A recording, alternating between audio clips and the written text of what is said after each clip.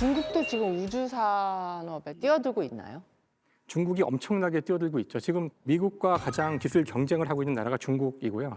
중국이 이게 전략적으로 중요하기 때문에 그래요. 나중에 전쟁이 실제로 일어날지는 모르지만 전쟁 같은 상황이 됐을 때 우주를 장악한다는 것이 제공권 장악과 마찬가지이기 때문에 거기에서 많이 밀려있는 중국으로서는 많은 위성을 띄워야 되고 실제 우주에서 전쟁이 벌어질지도 모르고요.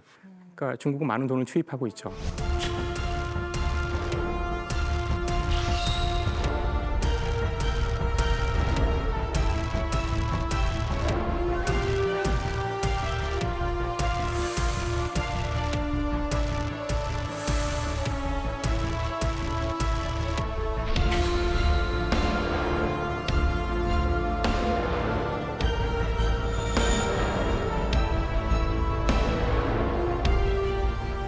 아르테미스 미션 자체가 중국 때문이라고 보는 시각도 있습니다. 왜냐하면 아르테미스 미션에 중국은 참여하고 있지 않아요.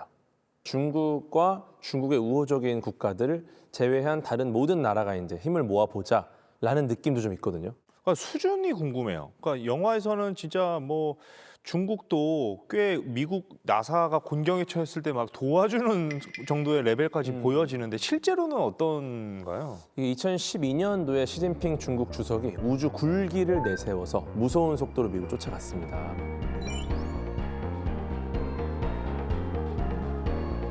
사실 예전에는 중국이 과연 우주 산업을 이런 분위기였는데 매년 우주 관련 정책을 내고 우주 산업을 육성하고 그러면서 2004년 본격적으로 달 탐사 계획을 세우는데 2020년까지 달에다가 우주선을 5번을 보냈는데 다 성공을 했어요.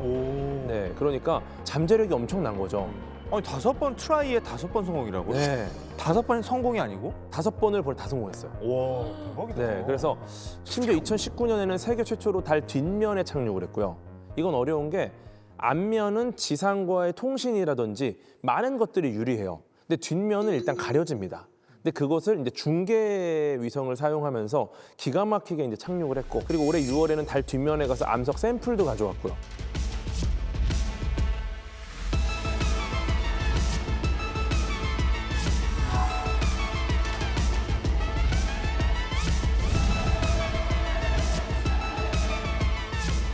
미국 입장에서는 와, 이건 좀 위기다. 우리가 밀릴 수도 있겠다는 생각이 들겠죠. 네, 그래서 어떤 그 아르테미스 미션이라는 걸 통해서 지붕을 하나 만든 게 아닌가 이렇게 보는 시각도 있어요. 중국이 또 그런 면에서 보면은 자체 기술 가지고 꽤 많은 성과를 내고 있는가 보더라고요. 일단 우주정거장이 있거든요. 텐궁이라고 해서 하늘의 궁전, 천궁이라는 뜻인데 그 우주정거장이 있는데 지금 우주정거장이 2개밖에 없어요. 국제우주정거장이 있고 중국의 우주정거장이 있는데 재밌는 게 그런 것도 있어요. 식물도 키우고 있거든요. 그 텐궁에서. 식물을 키워요? 네. 배양시설 안에서 키우는 작업을 하는데 이거는 우주 개발에서 식물을 키운다는 건 살겠다는 거죠. 진심인 거죠. 네. 네, 이렇게 지금 저희가 우주에서 펼쳐지는 기업 대결, 국가 대결을 쭉 듣고 나니까 문득 좀 이런 생각이 드네요. 인간들은 왜 이렇게 우주로 가려고 하는 걸까요? 정말 원론적으로 우리 몸을 이루고 있는 입자들이 있어요. 뭐 탄소나 질소나 산소 같은 이 무거운 입자들. 얘네들은 태양같이 작은 별에서는 합성을 못합니다. 쉽게 말해 이제 어떤 입자를 무겁게 만들려면은 공장, 용광로 같은 시스템이 있어야 되는데 태양 같은 작은 이 공장은 우리의 몸을 구성하는 대부분의 무거운 입자를 못 만들어요. 그럼 우리 몸을 구성하는 입자 대부분은 굉장히 먼 우주에서 왔을 가능성이 높아요. 그러니까 우리 주변에는 우리를 만든 이 입자들이 하나도 존재하지 않고 만들 수 있는 곳이 없는 거예요. 우주 자체가 어쩌면 우리가 온 고향이 아니냐. 연어구나 우리. 네, 그래서 이제 우리는 우주를 자꾸 가려고 하는 이 우주를 보면 마음이 편안해지는 게 약간 그런 향수인 거죠. 우리를 이룬 입자들이 온 아주 먼 우주, 그곳을 항상 그리워하는 거죠. 원자는 답을 알고 있다. 이런 거예요. 그렇죠. 와 진짜 과학적으로 접근한다. 그럼 어쩌면 우리가 다 외계인인가? 우리는 외계인이에요. 외계에서 네, 왔다는 현재까지 거죠, 이제. 관측된 유일한 지적 생명체를 인간이라고 부르는 겁니다. 이게 국제정치학에서는 우리 인간들 말고 국가가 왜 우주로 가기를 원했나 이런 걸 설명을 되게 잘할 수 있어요. 맨 처음 나왔던 중요한 개념이 위신이라는 개념이에요. 국가의 입장에서 있어 보이는 게 굉장히 중요하고 그게 전부일지도 모른다 이런 건데 그러니까 우리도 사람이 출세하거나 부자가 되면 갖춰야 되는 것들이 있잖아요.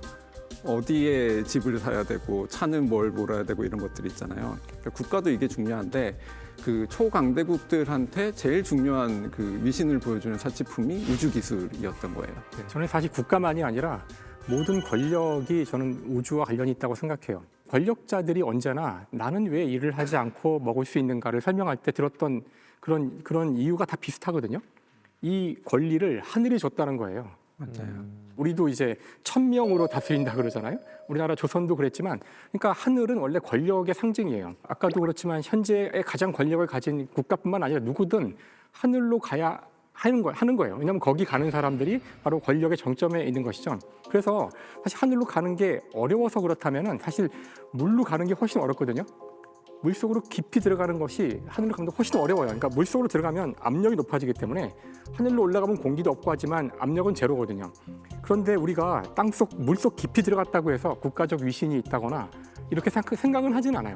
근데 올라가는 거에 대해서는 모두가 집착을 하고 아파트도 높이 사는 거에 대한 집착을, 그러니까 이 인류는 신석기 시대 문명이 시작된 이래 언제나 이 높은 곳과 하늘과 권력을 연결시켰다는 거죠. 우리의 문명이 시작된 이래의 어떤 그 본성이 아니었을까? 이런 생각을 해봐요. 제가 처음에 하늘 사진을 많이 찍는다 그랬잖아요. 하늘 사진을 찍어보면 되게 신기한 게 뭐냐면 딱 고정해놓고 아무리 연사로 찍어도 똑같은 사진이 한 장도 안 나와요. 그러니까 뭐가 달라도 조금씩 다르거든요. 거기서는 엄청나게 큰 그 이동들이 벌어지고 있는 거잖아요. 나는 안 흔들렸다고 생각하는데 그것만 봐도 내가 요 지금 밟고 있는 땅덩어리는 너무나도 좁은 면적인데 여기서 열심히 사는 게 정말 행복한 거구나. 저는 그거 사진 찍으면 그거를 느끼더라고요. 근데 실제로 천체가 이동하지 않고 지구가 돈 거라서. 알았어. 좀 그만해. 지금 이렇게 시적인 얘기를 하고 있는데 제가 그러고 싶나 진짜. 짚고 넘어갈 게 있죠. 네. 가설 증명의 시간입니다. 자, 오늘 가설 다시 한번 확인해 보겠습니다. 인류 최초 조만장자는 우주에서 나온다. 어떻게 생각하세요? 인류 최초 조만장자 우주에서 나올 것 같아요, 교도 씨? 한 개인의 조만장자가 나오는 것보다 저는 이 우주 산업이라는 게 얼마나 일상 전체에 퍼져 있나를 보여주는 가설인 것 같아요. 골드러쉬 시절에 사실 금광을 찾는 사람들이 있었지만 실제로 돈을 가장 많이 번 분들은 청바지를 팔거나 곡괭이를 파는 분들이었어요. 어떻게 보면 우주로 가겠다라는 그 하나의 핵심보다도 그 주변의 부가가치들이 굉장히 많은 부자를 만들 것이다. 아, 그러니까 로켓 발사하는 지점에서 뭔가 뭐 떡볶이를 팔든지, 그럴 수도 있죠. 김치를 김치를 팔든지 뭐 네네네네. 이런 거. 우주로부터 정말 이 조경에 해당하는 큰 부가가치가 생활 곳곳에 나오기를 소망하는 마음이 있습니다. 네.